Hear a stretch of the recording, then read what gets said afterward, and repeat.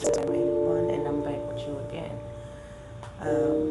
This is about the Tamla Horsford family, and they're finally speaking out about her for the first time about her death, and they say we want justice. The family of Tamla Horsford has broken their silence 2 years after her tragic death. Excuse me, after her tragic passing. And this is the tweet. They're going to reopen the case. As previously reported, Tamla Horsford's death was ruled accidental after she allegedly fell off the deck during a football mom's adult slumber party in November of 2018. The mother of five was the only black person in attendance, and acute ethanol intoxication alcohol was listed as the contributing factors in her passing. Recent social media made Tamla's case trend amidst the George Floyd protests and discussions about racial bias.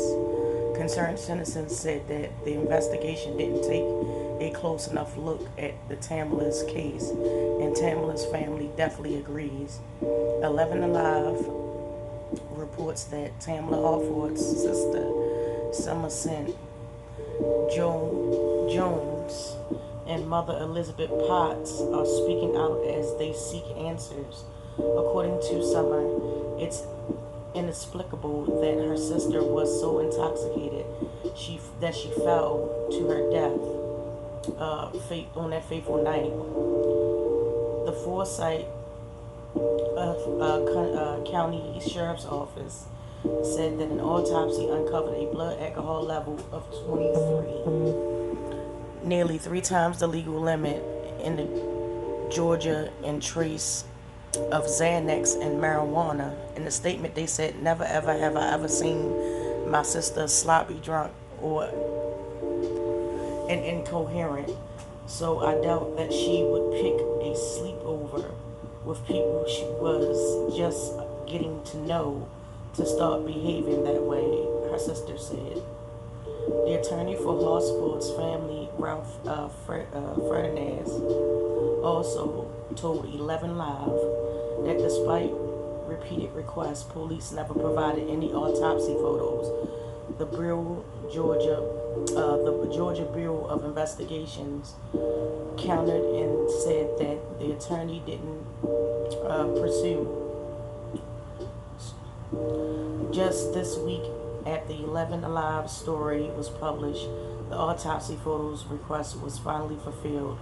Attorney Hernandez agreed that the Horsford family that something was not quite right with the accidental fall stories, and thinks that homicide might be a strong possibility based on a number of factors.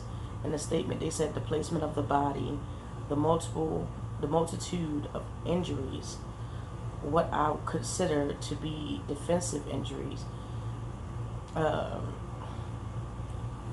post-mortem bleeding. Fernandez described there were numerous inconsistencies in the series of statements, the disposal of evidence, the relationship between the parties. Ferdinand added, Tamla's mother wants to know what really happened for the sake of herself and her Tamla's sons. Which, I mean, any person would want to, know that about their kids. That's a given. It goes on to say, we just want justice. The boys, I want justice. Elizabeth Potts. As previously reported, GBI has reopened the investigation into Tamla's death. What do you think? Well, I mean, it was a story that came out back in 2018, and it was pretty much, you heard about it and then you didn't hear about it, but something quite didn't sit right with, what was going on, and something didn't quite sit right what was, being said. She just goes to a sleepover and then, she fall. It's certain questions that need to be answered. How long did it take for them to call the paramedics, to request help for her?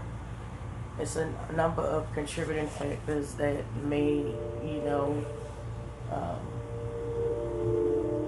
you would ask in an investigation all the people in attendance, was there witness statements taken from that? Who was she around?